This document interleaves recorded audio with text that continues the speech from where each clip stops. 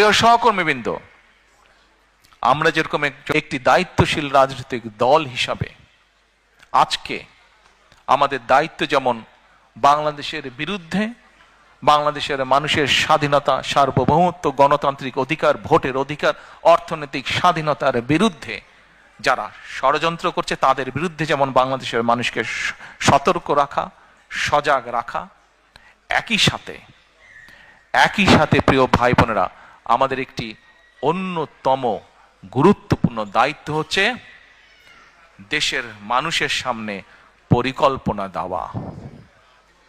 আমাদের মধ্যে অনেকেই বক্তব্যে বলেন আমরা এই স্বপ্ন দেখছি, আমরা সেই স্বপ্ন দেখছি।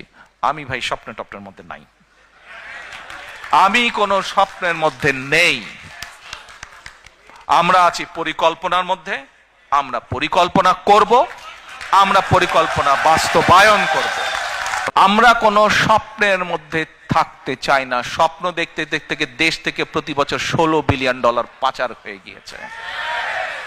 স্বপ্ন দেখতে দেখতে দেশের অর্থনৈতিক অবস্থা, দেশের শিক্ষা ব্যবস্থা, দেশের কৃষি ব্যবস্থা, দেশের রাস্তাঘাট, দেশের আইন আদালত, আইন শৃঙ্খলা সবকিছু ভেঙে চুরমার হয়ে গিয়েছে।